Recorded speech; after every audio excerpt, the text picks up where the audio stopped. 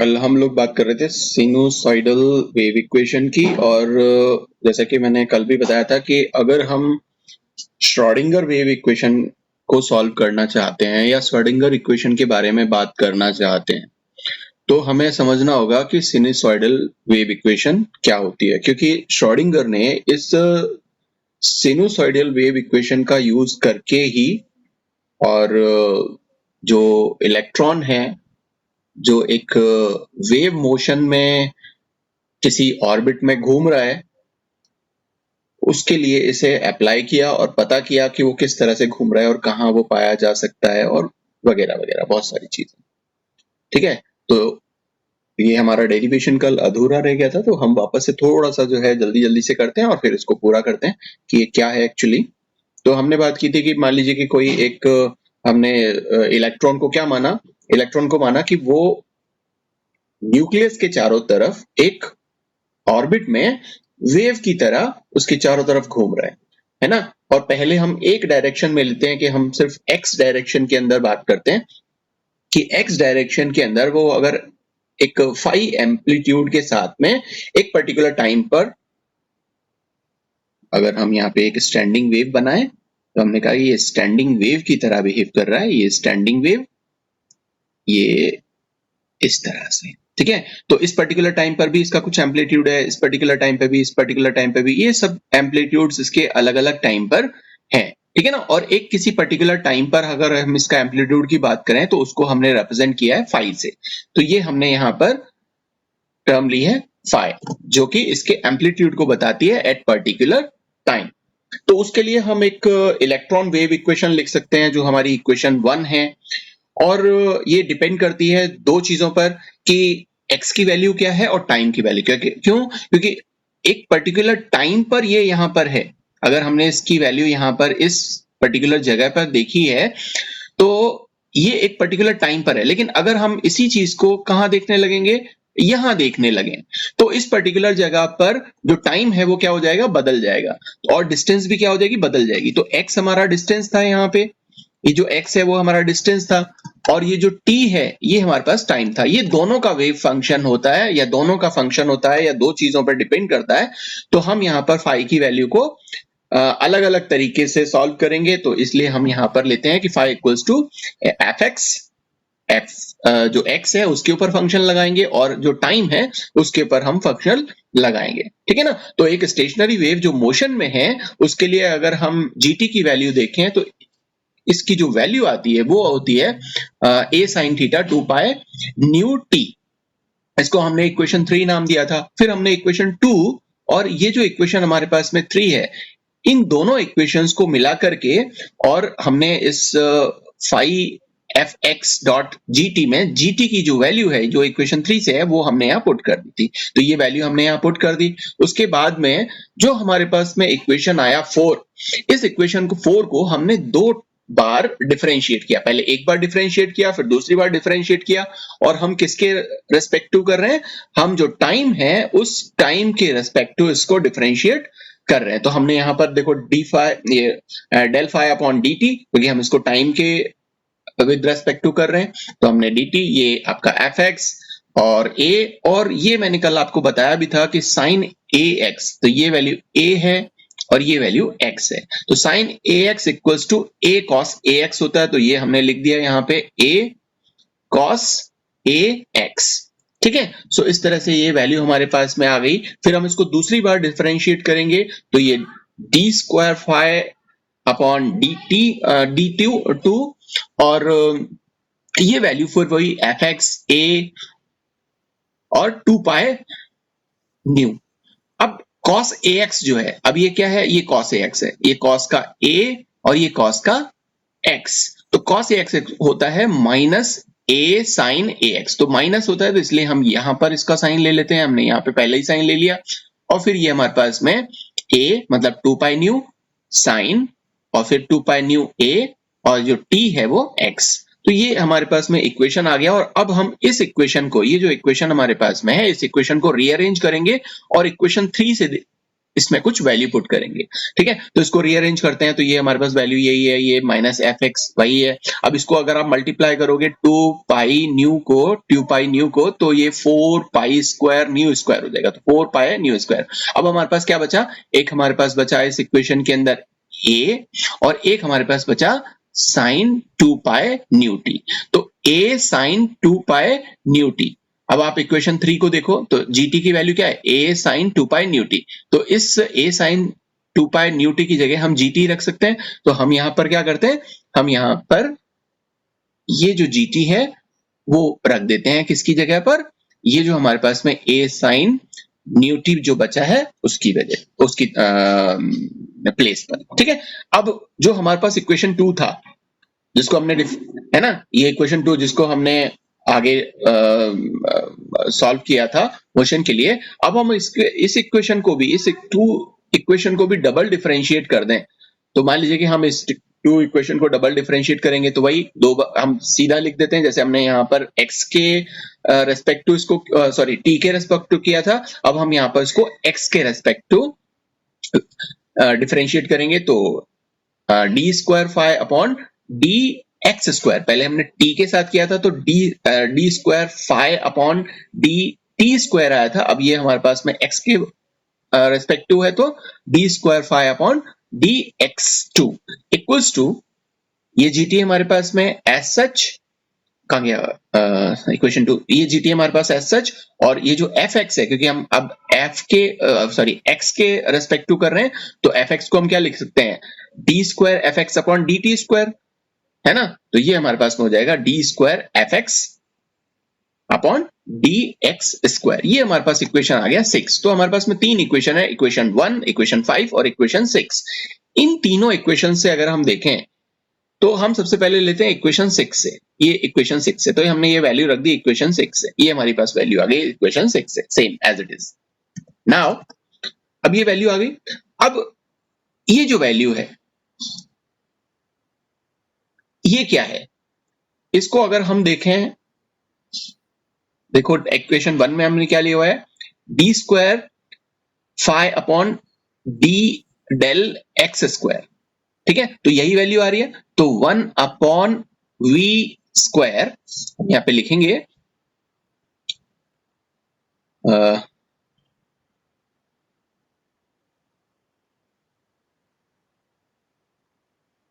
कहां गया, हाँ ये रहा, ये हम लिखते हैं 1 अपॉन वी स्क्वायर। और अब हमारे पास में इसके बाद क्या था, इसके बाद था हमारे पास में del square phi upon del T square, ये तो हमने निकाला था इक्वेशन 5 में, ठीक है ना। तो ये हमने इक्वेशन 5 में निकाला था, देखो ये इक्वेशन 5 में D square phi upon D T square, तो इसकी जगह हम इस वैल्यू को पुट कर देंगे, तो ये वैल्यू आ जाएगी 1 upon we square dot F X, और कहां गया ये D T square phi square upon D two square है ना, तो ये वैल्यू एज इट इज आप यहाँ पे रख दोगे, तो ये हमारे पास एक इक्वेशन आ गया। अब यहाँ पर gt और gt जो है वो कट जाएंगे, इसको जब आप नीचे लोगे तो ये दोनों कट जाएंगे। अब हमारे पास जो इक्वेशन रह गई वो क्या रह गई, d square f x upon D x square equals to, इस इक्वेशन को एज इट इज आप उतार दो, तो 4 pi square nu square f x upon we square, ये हमारे पास इक्वेशन आ गई 7। अब हमें पता है v equals to h nu होता है। अगर आपने एक इक्वेशन पढ़ी हो एच न्यू, ठीक है ना, तो इसमें हम क्या करते थे, इसमें हम न्यू की जो वैल्यू है, न्यू अपॉन क्या होता है, साइन अपॉन लैम्बडा, सी अपॉन लैम्बडा, ठीक है ना। तो इसी से अगर हम यहां पर देखें, तो ये यहां जो c है वो वेलोसिटी है, और यहां पर जो v है वो वेलोसिटी है। सो v इक्वल्स टू क्या हो जाएगा, जो न्यू था, nu equals to c upon lambda था ना, तो nu equals to c upon lambda था, तो यहां पर हमारे पास जो c है, c इक्वल्स टू क्या हो जाएगा, वो हो जाएगा न्यू मल्टीप्लाइड बाय लैम्बडा, तो न्यू मल्टीप्लाइड बाय लैम्बडा, ठीक है ना। तो ये हमारे पास में वैल्यू आ जाती है, इस वैल्यू को हम यहां पर रख देते हैं कि v की वैल्यू, ये जो v है इसकी वैल्यू हम रख देते हैं लैम्बडा मल्टीप्लाइड बाय न्यू। सो ये v स्क्वायर है, तो v स्क्वायर का मतलब हो गया लैम्बडा स्क्वायर न्यू स्क्वायर। तो हमने इस वैल्यू को रख दिया लैम्बडा स्क्वायर न्यू स्क्वायर। अब देखो ऊपर भी न्यू स्क्वायर है, नीचे भी न्यू स्क्वायर है, दोनों न्यू स्क्वायर क्या हो जाएंगे, कैंसिल हो जाएंगे। और जो हमारे पास अब वैल्यू बचेगी वो क्या बचेगी, -4 pi square f x upon lambda square. तो ये हमारे पास एक इक्वेशन आ जाएगा। अब ये जो इक्वेशन आया है, ये इक्वेशन है हमारे पास वन डायमेंशनल वेव के लिए, क्योंकि हमने यहां पर सिर्फ एक डायरेक्शन में, एक्स डायरेक्शन में जो प्रोपोगेशन था स्टैंडिंग वेव का वो देखा था। मैंने आपको यहाँ पे बताया भी था कि हम क्या कर रहे हैं, सिर्फ एक डायरेक्शन में इसको ले रहे हैं और उसी के लिए हमने यहाँ पे पार्शियल डिफरेंशियल इक्वेशन लिया था इस स्टैंडिंग वेव के लिए। ठीक है, लेकिन हम बात किसकी कर रहे हैं, हम इलेक्ट्रॉन की बात कर रहे हैं। अब इलेक्ट्रॉन तो जो है वो एक्स एक्सिस में भी जा सकता है, वाई एक्सिस में भी जा सकता है और जेड एक्सिस में भी जा सकता है। मतलब पूरा 3 डायमेंशनली वो पूरे के पूरे जो स्पेस है उसके अंदर मूव करता है। तो 3 डायमेंशनली हम लिखेंगे तो हम तीनों कोऑर्डिनेट्स को ले लें। तो ये जो एफ एक्स फंक्शन है वो फंक्शन y का भी होता है, z का भी, मतलब x, y, z तीनों का फंक्शन होगा। और इसको फंक्शन की जगह हम यहाँ पर इस फंक्शन को चेंज करके और क्या लिख देते हैं, साई लिख देते हैं। f की जगह क्या लिख देते हैं, साई लिख देते हैं, क्योंकि साई वो फंक्शन है जो तीनों कोऑर्डिनेट्स पर काम करता है। ठीक है, तो ये वैल्यू हमने यहाँ पर लिख दी। ओके, अब वही सेम ये जो fx है हमारे पास में इक्वेशन 8 में, ये जो हमारे पास fx है, इस fx की जगह हम साई x, साई y और साई z तीनों डायरेक्शंस में इसको लेंगे तो हमारे पास क्या वैल्यू आती है, हमारे पास वही आएगी। ये x के लिए, ये देखो, ये y के लिए और ये z के लिए। साई क्यों है, साई को हमने रिप्लेस किया है, ये फंक्शन है साई, और ये f जो है वो भी फंक्शन है। तो इसको हमने f को तीनों कोऑर्डिनेट्स में जब किया है तो हमने वहां साई लिया है, इसलिए हमने यहाँ इसको यहाँ पे साई ले लिया। ठीक है, तो इस वजह से हमारे पास जो इक्वेशन आ रही है वो क्या आ रही है, उस इक्वेशन के अंदर ये हमने सब जगह साई दिखाया हुआ है। ठीक है, ओके, तो अभी आ गई। अब हमारे पास ये क्या था, ये इक्वल्स टू में -4 pi square upon lambda square f x था। तो इसको हम इस तरफ लेंगे, दूसरी तरफ ले लो इस तरफ, तो इस तरफ लेंगे तो ये जो माइनस की वैल्यू है ये क्या हो जाएगी, ये प्लस की वैल्यू में कन्वर्ट हो जाएगी। और प्लस की वैल्यू में कन्वर्ट हो जाएगी तो आप इसको क्या करोगे, इस तरफ लेकर के, तो ये प्लस हो गया, तो ये 4 पाई स्क्वायर लैम्बडा स्क्वायर। और ये क्योंकि एफ एक्स है, एक सिर्फ एक डायरेक्शन में, और हमें तीनों उसमें चाहिए, और तीनों वाला जो होता है वो क्या होता है, साई, ये साई, इसलिए हमने इसकी जगह एफ एक्स की जगह क्या ले लिया, साई फंक्शन को ले लिया और इक्वल्स टू 0। ये सिनुसाइडल वेव इक्वेशन है फॉर 3 डायमेंशनल इलेक्ट्रॉन के लिए, जो 3 डायमेंशंस के अंदर जो इलेक्ट्रॉन मूव कर रहा है उसके लिए। और ये जो फंक्शन है, ये जो हमारे पास में श्रोडिंगर वेव इक्वेशन जो हम फॉर्मुलेट करते हैं, वो दोनों रिलेशंस को लेते हुए करते हैं। क्या कि वो प्रॉपर्टी किसकी है, वेव की भी है, और उसके अंदर प्रॉपर्टी किसकी है, मैटर की भी है। जो हमने डी ब्रॉगली ने कहा था कि अकेला लाइट ही क्यों, जो भी पार्टिकल्स हैं, जो छोटे पार्टिकल्स हैं, वो पार्टिकल्स भी वेव करेक्टर रखते हैं, और उस वेव को जो किसी मैटर के साथ में, किसी पार्टिकल के साथ में एसोसिएटेड रहती है, उसको उन्होंने मैटर वेव कहा था। आपको याद होगा कि अगर ये इलेक्ट्रॉन है तो ये इलेक्ट्रॉन इस वेव के साथ में कंबाइंड है। ठीक है ना, तो इसको हमने मैटर वेव कहा था। तो इन दोनों ही चीजों को हम यहाँ पर कंसिडर करेंगे। ठीक है, तो ये हमारे पास में एक इक्वेशन निकल करके आ गई। अब इस इक्वेशन को थोड़ा सा हम ध्यान रखेंगे और आगे श्रोडिंगर वेव इक्वेशन हम निकालने की कोशिश करेंगे कि श्रोडिंगर वेव इक्वेशन क्या होती है और किस तरह से चलती है। ठीक है, सो ये जो हमारे पास इक्वेशन थी, इस इक्वेशन को या तो आप याद कर लो या मैं दोबारा लिख देता हूं। यहाँ पर हम क्या लिख लेते हैं, इसको दोबारा लिख लेते हैं, क्योंकि इसी को हम अभी यूज करने वाले। सो ये है हमारे पास में del square psi upon del x square plus del square psi upon del y square upon del square psi upon del z square plus क्या था, 4 pi square upon lambda square psi equals to 0। ठीक है ना, ये हमारे पास में 3 dimensional के लिए एक इक्वेशन आ गई। अब देखो अगर हम इस इक्वेशन में इस साई को बाहर ले ले, क्योंकि साई सब जगह कॉमन है, इस पे भी कॉमन है, इसमें भी कॉमन है, इसमें भी कॉमन है, सब जगह आपको कॉमन साई दिख रहा है। तो इन से अगर हम साई को कॉमन ले लें तो हमारे पास जो इक्वेशन आएगी वो क्या आएगी, वो इक्वेशन आएगी हमारे पास डेल स्क्वायर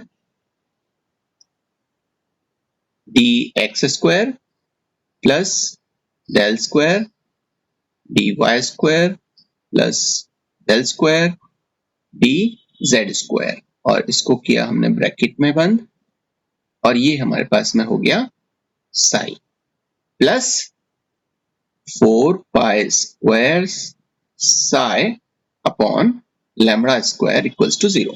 अब ये जो वैल्यू है, अब ये साई क्या है, साई तो फंक्शन वो है, ठीक है ना, फंक्शन, और इस फंक्शन पर हम इस ऑपरेटर को काम में लेंगे और जो भी डिजायर्ड इंफॉर्मेशन है, क्योंकि हमें पता है कि ये साई किसके लिए है, साई हमारे तीनों कोऑर्डिनेट्स के लिए, तीनों 3 डायमेंशनली एक्स वाई जेड वो कहां पर है, ठीक है ना, हर दिशा में जो वेव जा रही है उसके लिए हमने यहां पर साई लिया हुआ है। तो इस साई के अंदर सारी की सारी इंफॉर्मेशन सेव्ड है, और ये हम एक काम में ले रहे हैं ऑपरेटर। इसके बारे में हम थोड़ा सा बाद में पढ़ेंगे ऑपरेटर्स के बारे में, फिलहाल आप ये जानो कि ये एक ऑपरेटर है और इसको हम लैप्लेशियन ऑपरेटर बोलते हैं, लैप्लेशियन ऑपरेटर, और इसको रिप्रेजेंट करते हैं हम उल्टे डेल से, ठीक है, रिवर्स डेल जो है उससे रिप्रेजेंट करते हैं, ठीक है। सो ये लैप्लेशियन ऑपरेटर रिवर्स डेल स्क्वायर से हम इसको रिप्रेजेंट करेंगे, और इसकी जगह हम इस वैल्यू को यहां पे पुट कर सकते हैं। तो इसको अगर हम ये जो रिवर्स डेल स्क्वायर है इसको इस पर्टिकुलर टर्म की जगह अगर हम रिप्लेस कर दें तो हमारे पास जो इक्वेशन आती है वो क्या आती है, वो आएगी आपका reverse del square psi plus 4 pi square psi upon lambda square equals to 2। ठीक है, तो इसको हम दे देते हैं मान लीजिए कि इक्वेशन 10। ठीक है, पहले हम इसी को आगे कंटिन्यू करें क्योंकि अभी हमने सिनुसॉइडल वेव ये देखी है।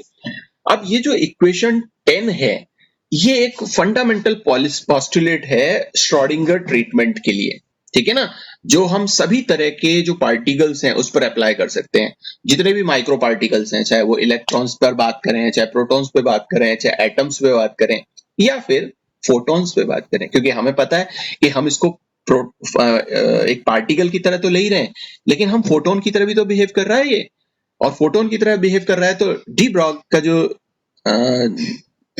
हमारा रिलेशन था वो रिलेशन क्या था, फॉर फोटोन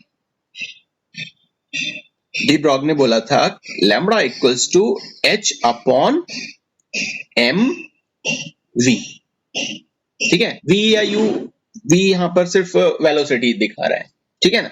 तो अब अगर हम इस में ये जो लैम्बडा की जो वैल्यू है इसको यहां से यहां पुट कर दें, ठीक है, तो अगर हम इसको यहां से यहां पुट कर देते हैं तो हमारे पास जो इक्वेशन आएगी वो क्या इक्वेशन आएगी, वो इक्वेशन आएगी हमारे पास में रिवर्स डेल स्क्वायर मतलब लैप्लेशियन ऑपरेटर साई प्लस, अब ये 4 पाई स्क्वायर अपॉन, अब ये है लैम्बडा स्क्वायर और ये है हमारे पास लैम्बडा, तो ये दो आप यहां लैम्बडा स्क्वायर कर दो तो जो वैल्यू जाएगी वो लैम्बडा स्क्वायर में चली जाएगी, ये वैल्यू क्या हो जाएगी, वैल्यू हो जाएगी h square upon m square v square, और ये हमारे पास में है साई, ये साई था ना, ये वाला, ये साई, ये, ठीक है ना। अब इस इक्वेशन को हम ऐसे भी लिख सकते हैं, रिवर्स डेल स्क्वायर मतलब Laplacian operator plus 4 pi square upon क्या आ जाएगा एच स्क्वायर, ये एच स्क्वायर, और ये जो वैल्यू है कहाँ चली जाएगी, ऊपर, तो ये वैल्यू यहां आ जाएगी, तो ये हो जाएगा एम स्क्वायर वी स्क्वायर, ठीक है ना। इसको सच ऐसे ले लो और ये हो जाएगा आपके पास में साई, तो एक इक्वेशन हमारे पास ये आ जाती है, ठीक है। सो अब यहां पर h प्लैंक कांस्टेंट है ही, m जो है वो मास है, v जो है वो वेलोसिटी है उस पार्टिकल की, जो भी पार्टिकल या फोटोन हमने यहां पर लिया हुआ है, ठीक है। सो अब उस वो जो हमारे पास में पार्टिकल है उसकी जो काइनेट, उसमें कुछ ना कुछ एनर्जी भी होगी, टोटल एनर्जी जो है वो क्या होती है, जो हमारे पास में टोटल एनर्जी होती है E, जिसको आप E से रिप्रेजेंट करोगे, उसमें होती है पोटेंशियल एनर्जी और साथ में होती है काइनेटिक एनर्जी, ठीक है ना। इस पोटेंशियल एनर्जी को हम रिप्रेजेंट करते हैं V से, कैपिटल V से, ठीक है। तो ये इक्वेशन हो जाएगा E equals to V plus, और काइनेटिक एनर्जी को हम किससे करते हैं, वो हम करते हैं हाफ mv स्क्वायर से, ठीक है। तो यहां पर इस वैल्यू को पुट कर देते हैं, तो ये वैल्यू हो जाएगी हमारे पास में हाफ mv स्क्वायर, और अगर हम इस v स्क्वायर की वैल्यू को निकालना चाहें तो हम कैसे निकालेंगे, तो हम देखो निकाल देते हैं, यहाँ पे ये हो जाएगा हमारे पास में half mv square equals to e, इसको इधर ले लेंगे v को, तो ये हो जाएगा माइनस, और v स्क्वायर की वैल्यू जब हम लेंगे v स्क्वायर की वैल्यू, तो ये क्या हो जाएगा e माइनस v। अब ये क्रॉस मल्टीप्लिकेशन में ये तो क्या हो जाएगा 2 से मल्टीप्लाई, है ना, और यहाँ क्या आ जाएगा, यहाँ आ जाएगा नीचे m, तो ये हमारे पास में v की वैल्यू आ गई। अब इस ये जो v की वैल्यू है और जो हमारे पास में इक्वेशन आई थी, इक्वेशन 11, ठीक है ना, इस इक्वेशन के अंदर इस v की वैल्यू को रख दो। ये जो हमारे पास इक्वेशन है, इक्वेशन 12, इस 12 से इस इक्वेशन में यहाँ पर जो v की वैल्यू है उसको हम पुट कर देते हैं। अब अगर v की वैल्यू वहां पुट हो जाएगी तो ये क्या हो जाएगा, ये हो जाएगा Laplacian operator psi plus 4 pi square m square, और वैल्यू क्या है m स्क्वायर के बाद में ये है हमारे पास में v स्क्वायर, तो ये v स्क्वायर की वैल्यू, तो v स्क्वायर की वैल्यू रख दो आप, सो 2 e minus v upon m, और नीचे आपके पास में h स्क्वायर भी है, h स्क्वायर, ठीक है। ये इस तरह से आ गया। तो अब देखो यहाँ पर m, एक m यहाँ से कट जाएगा, अब एक m यहाँ से कट जाएगा, तो जो हमारे पास इक्वेशन आएगा, तो इक्वेशन क्या आएगा, और ये इक्वल्स टू 0, ये इक्वेशन आएगा हमारे पास में Laplacian operator psi plus 4 pi square, एक m कट चुका है तो m, ओके, और ये 2 मल्टीप्लाइड बाय 4, इसको यहां सीधा ही ले लो 8, ये 8 हो जाएगा, 8, और ये e minus v upon h square. अच्छा यहाँ पे एक चीज रह गई थी, साई इक्वल्स टू 0, तो ये इक्वेशन हमारे पास में आ जाता है, और इस इक्वेशन को हम बोलते हैं इक्वेशन 13, ठीक। अब अगर हम इसमें जो लैप्लेशियन ऑपरेटर है उसकी वैल्यू भी अगर हम रख दें, तो ये जो इक्वेशन है वो किस तरह से हो जाएगा, ये इक्वेशन हो जाएगा कुछ इस तरह से, del square psi upon del x square plus del square psi upon del y square plus del square psi upon del z square plus 8 pi square m h square e minus v psi equals to 0। ये जो equation हमारे पास आया है इसी को हम बोलते हैं Schrodinger wave equation. Schrodinger wave equation, ठीक है, इक्वेशन नंबर 14। क्योंकि वो पार्टिकल कहां पर है, किस पोजीशन में, और उसकी क्या एनर्जी है, तो उससे हमने यहाँ पर श्रोडिंगर ने सिनुसॉइडल वेव इक्वेशन को यूज करके और एक श्रोडिंगर अपना जो श्रोडिंगर वेव इक्वेशन है वो दिया सिनुसॉइडल वेव इक्वेशन को यूज करके। ठीक है, तो श्रोडिंगर वेव इक्वेशन कैसे आया वो आप लोगों को समझ में आ गया, क्योंकि अगर हम लोग क्वांटम मैकेनिक्स पढ़ रहे हैं तो हमें ये चीज बहुत जानना जरूरी है, क्योंकि जो क्वांटम मैकेनिक्स है, जैसा कि हमने डिस्कस किया था कि क्वांटम मैकेनिक्स 1900 में मैक्स प्लैंक का जो एक कॉन्सेप्ट था, वो प्लैंक का कॉन्सेप्ट ब्लैक बॉडी रेडिएशन को समझाने के लिए उन्होंने कहा था कि जो भी रेडिएशंस हैं वो डिस्क्रीट एनर्जी इमिट करती है और एब्जॉर्ब करती है, जहां से और उस छोटे छोटे जो पैकेट्स थे उनको उन्होंने वो क्वांटा का नाम दिया था या क्वांटम का नाम दिया था, वहां से चली थी। और उससे फिर फोटो इलेक्ट्रिक इफेक्ट को हमने समझाया, फिर हमने जो लाइन स्पेक्ट्रा हाइड्रोजन का आता है उसको समझाया, जो एनालॉगस जो हीट कैपेसिटी थी उसको हमने वहां पर एक्सप्लेन किया। ये जितनी भी बातें हुई, या फिर हमारे पास में जो कॉम्पटन की जो स्कैटरिंग थी वो कॉम्पटन स्कैटरिंग, ये सारा का सारा जो है वो है ओल्ड क्वांटम मैकेनिक्स। इस ओल्ड क्वांटम मैकेनिक्स से हम बहुत सारी चीजों को नहीं समझा सकते। ठीक है, क्या नहीं समझा सकते, सवाल उठता है हम किस तरह से नहीं समझा सकते। तो देखो यहाँ पे जैसे हम बोर के मॉडल पर ही चलते हैं, जहां पर हमने और लाइन स्पेक्ट्रम को समझाया था कि सब जो भी हम एटम लेते हैं वो एटम कैसा, सिंगल इलेक्ट्रॉन वाला एटम।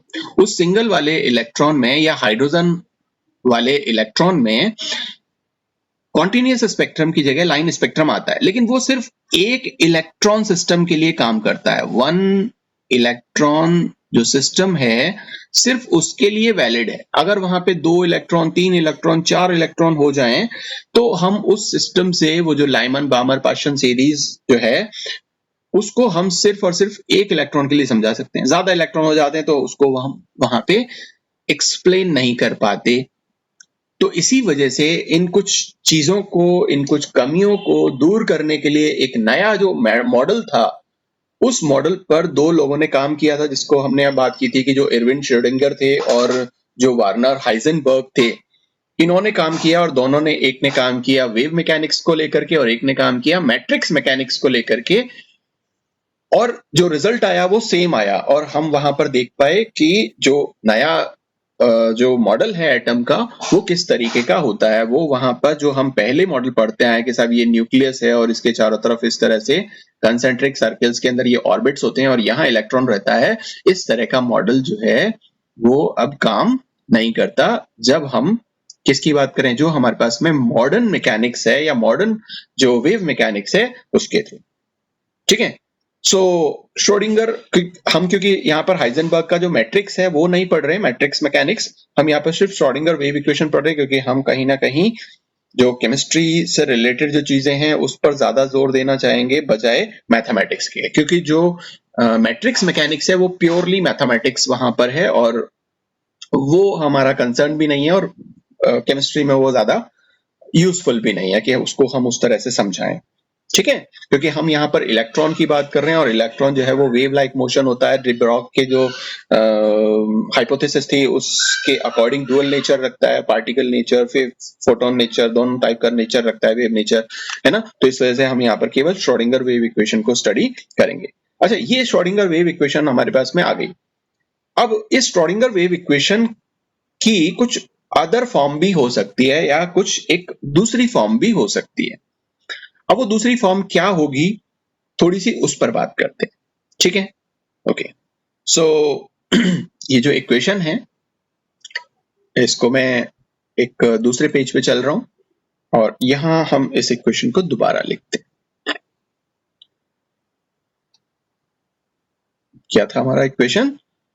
हमारा इक्वेशन था del square psi upon del x square plus del square psi upon del y square plus del square psi upon del z square plus 8 pi square m upon h square e minus v psi equals to 0।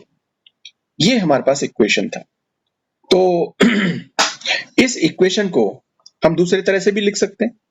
दूसरी तरह से कैसे? वही, इसको आप यहां से थोड़ा सा अलग कर लेते हैं, इसको साई को बाहर निकाल लेते हैं, तो उस तरह से ये इक्वेशन आ जाएगा del square D x square plus del square D Y square plus del square plus del z square. ये हमने निकाल लिया इसको बाहर और ये रख दिया साई और ये हो गया 8 pi square on m h square e minus v sorry psi equals to 0।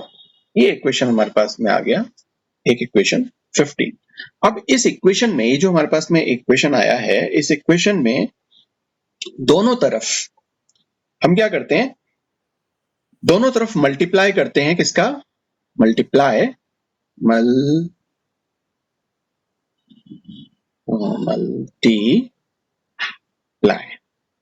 Multiply करते हैं minus H square upon 8 pi square m से। दोनों तरफ इसको मल्टीप्लाई हम करेंगे।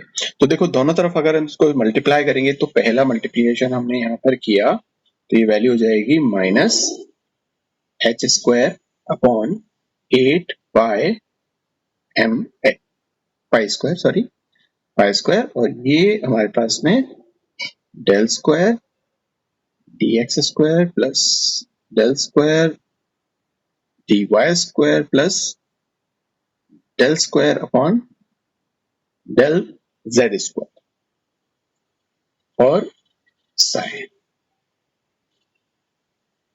फिर प्लस। अब देखो इससे जब हम डिवाइड करेंगे तो आपको मालूम है कि वैल्यू कट जाएगी, तो इसको मैं सीधा पहले ही काट देता हूं, ठीक है ना। और सीधा पहले ही काट देंगे तो हमारे पास जो वैल्यू बचेगी वो क्या बचेगी? वो बचेगी हमारे पास में e माइनस वी साइन। अब इसको दूसरी तरह से भी लिख सकते हो। क्या लिख सकते हो कि e को साई से मल्टीप्लाई कर दो और v को साई से मल्टीप्लाई कर दो। तो हम यही लिख देते हैं कि e psi minus v psi equals to 0। ये हमारे पास में इक्वेशन आ गई, ठीक है। अब हमारे पास जो एनर्जी का जो ये जो टर्म है, ये वाला जो टर्म है, इसको क्या करते हैं हम दूसरी तरफ ले लेते हैं, ठीक है, ओके। अब इसको हम दूसरी तरफ ले लेंगे तो आपको पता है कि ये जो वैल्यू है वो किसमें है। इसको हम दूसरी तरफ लेकर के यहीं का यहीं कर देता हूं तो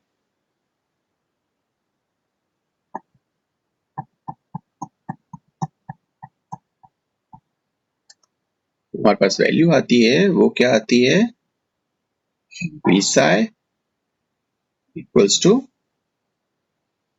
e psi, ठीक है।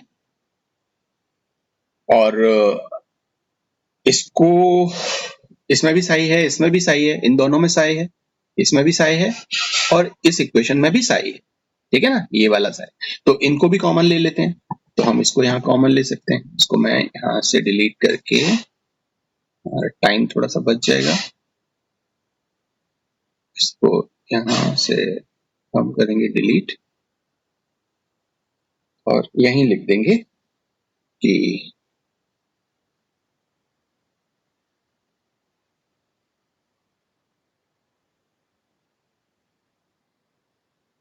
ये क्योंकि अलग है इसको ऐसे ऐसे प्लस वी ऐसे और ये हमारे पास आ गया साई।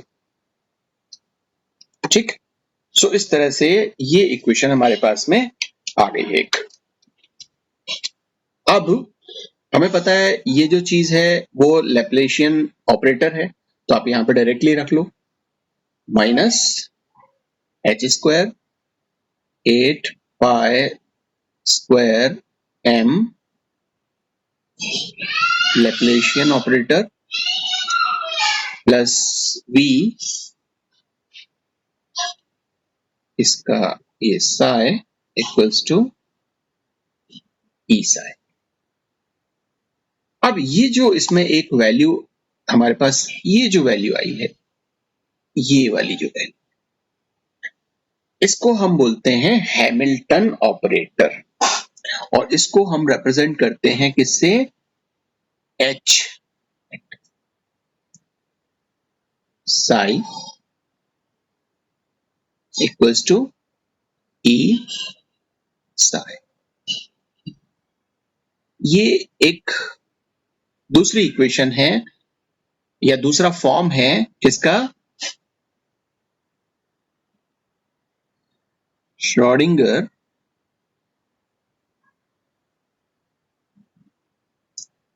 वेव इक्वेशन का। एक्चुअली इतनी बड़ी जो इक्वेशन हमारे पास में है ये वाली, इसको हम यूज ना करके हम कहीं पर भी जब भी हम यूज करेंगे तो हम इस इक्वेशन को यूज करेंगे। ठीक है, क्लियर। और ये जो पार्ट है एक्चुअली इसका, ये वाला जो पार्ट है, अब आपको थोड़ा थोड़ा समझ में भी एक चीज आई होगी कि ये जो पार्ट है मतलब minus H square upon 8 pi square m, ये जो पार्ट है ये क्या है, ये काइनेटिक एनर्जी। और ये जो V है इधर, ये जो V है ये क्या है, ये V है पोटेंशियल एनर्जी। ठीक है, तो काइनेटिक एनर्जी पोटेंशियल एनर्जी मिलकर के क्या बना रही हैं, पूरा जो एटम है जो इलेक्ट्रॉन है उसकी एनर्जी। ठीक है, सो ये एक इक्वेशन हमारे पास में है जिसमें H ऑपरेटर जो है वो क्या है, Hamilton operator, Hamilton operator.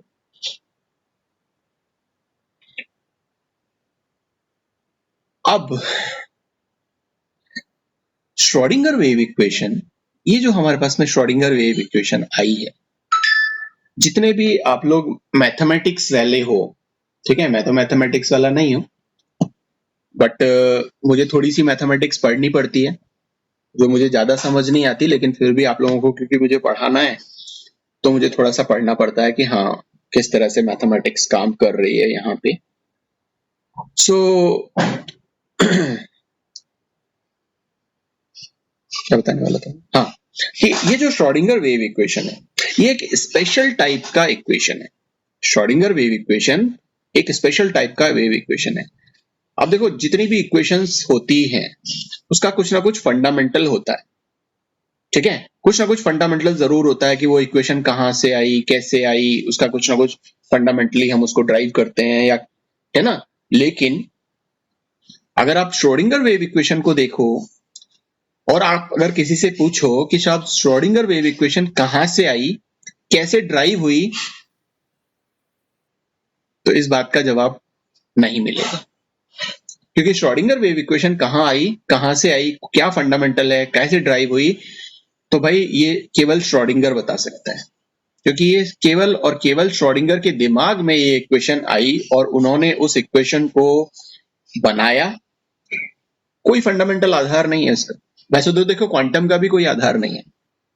Quantum mechanics को जब आप पढ़ते हो तो हम इतना सब कुछ कह रहे हैं कि सब क्वांटम मैकेनिक्स, अगर आप इसको समझने लगो और कहने लगो, क्योंकि जो चीज हमने देखी है उसके लिए तो हमारे पास क्लासिकल मैकेनिक्स है, जो चीज हमने नहीं देखी है उसके लिए हमारे पास में क्वांटम मैकेनिक्स है। अब क्वांटम मैकेनिक्स में हमने जो चीज देखी नहीं है, हम सिर्फ किस पर काम कर रहे हैं, अजम्पशंस पे काम कर रहे हैं। सिर्फ हमने सोचा कि ऐसा है, ऐसा है।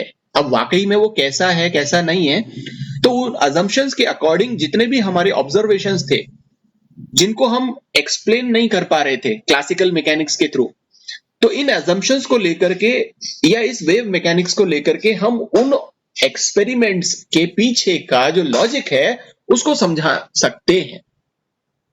तो क्वांटम मैकेनिक्स वो है, सिर्फ समझाने के लिए है, असलियत नहीं पता क्या है क्या नहीं। तो ऐसे ही श्रोडिंगर वेव इक्वेशन का है कि श्रोडिंगर वेव इक्वेशन का कोई बेस नहीं है, कोई आधार नहीं है, लेकिन इन्होंने एक वेव की कल्पना करते हुए कि साहब ऐसा हुआ होगा, और उन्होंने एक स्टैंडिंग वेव की कल्पना की कि साहब ये स्टैंडिंग वेव इस तरह का होता है, और इसमें उन्होंने उस सिनुसाइडल वेव इक्वेशन को यूज करते हुए अपना एक इक्वेशन जो है वो दिया।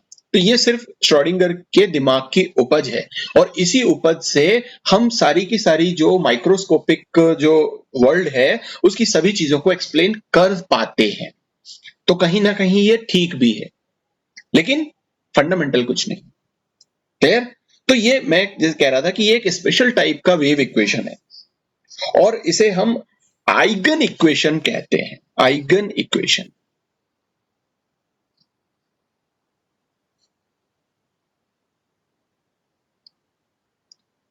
So Schrodinger wave equation is a special type of equation which is called eigen equation. ठीक।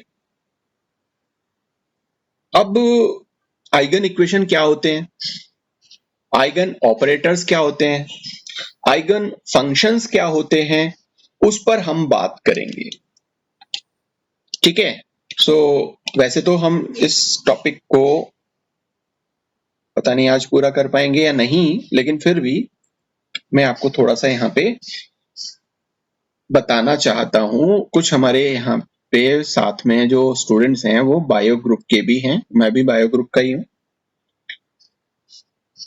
हमने अभी यहाँ पर बात की कि साहब ऑपरेटर, ये कभी लैप्लेशियन ऑपरेटर की बात की, कभी ये हैमिल्टोनियन ऑपरेटर जो है उसकी बात की। तो ये ऑपरेटर क्या होता है, तो जो मैथ्स वाले बच्चे हैं वो तो समझते हैं कि ऑपरेटर क्या होता है। मैं थोड़ा सा आप लोगों को यहाँ पे बायो ग्रुप के बच्चों को बताना चाहता हूँ कि बेटा ऑपरेटर वो होता है जो किसी फंक्शन पर अगर हम लगा दें, ठीक है ना, तो हमें एक वैल्यू हमें मिल जाती है। जैसे इसको थोड़ा सा सिंपल मैथमेटिक्स से समझो। मान लीजिए कि मैंने लिखा आपका 4 मल्टीप्लाइड बाय 3, तो ये जो मल्टीप्लाई मैंने लगाया है ये एक फंक्शन, ये क्या है, इस पर हमने एक ऑपरेशन किया है। ठीक है ना, इस वैल्यू पर हमने क्या किया, एक ऑपरेशन किया है, और ये एक ऑपरेटर की तरह काम करता है। इसका डायरेक्टली मतलब ये है कि आप 4 को 3 बार प्लस कर दो तो 12 आंसर आ जाएगा। ऐसे ही 4 मल्टीप्लाइड बाय 3 कर दो तो 12 आंसर आ जाएगा। ठीक है। तो हम किसी भी फंक्शन में, अगर हम किसी फंक्शन को काम कराना चाहते हैं तो हमें एक ऑपरेटर लगाना चाहता है। अब फंक्शन क्या था, फंक्शन ये था कि मुझे ये वैल्यू चाहिए थी, मल्टीप्लाई करना था, तो मैंने एक ऑपरेटर लगाया, क्या, ये मल्टीप्लाई का। ठीक है ना, तो ये एक ऑपरेटर, और हमें एक क्या मिलती है, एक कांस्टेंट वैल्यू मिलती है। ये कभी भी 4 मल्टीप्लाइड बाय 3 13 नहीं हो सकता, 14 नहीं हो सकता, 11 नहीं हो सकता, ये हमेशा क्या रहेगा, एक कांस्टेंट वैल्यू रहेगा। ठीक है ना। तो इसको आप डेफिनेशन अगर आप बोलो इसकी, तो आप बोल सकते हो कि when an operator operates over a function, अगर कोई ऑपरेटर किसी फंक्शन पर काम करता है तो वो फंक्शन हमें वापस मिलता है एक कांस्टेंट वैल्यू के मल्टीप्लिकेशन के बाद। ठीक है। तो हम यहां पर एक इक्वेशन लिखते हैं जो हमने अभी श्रोडिंगर वेव इक्वेशन देखी थी। ठीक है। तो देखो श्रोडिंगर वेव इक्वेशन क्या कहती है, हमारा इक्वेशन था Hamiltonian operator multiplied by psi equals to E psi, यही था। ऊपर चलो, ये देखो, ये हमारे पास में इक्वेशन था।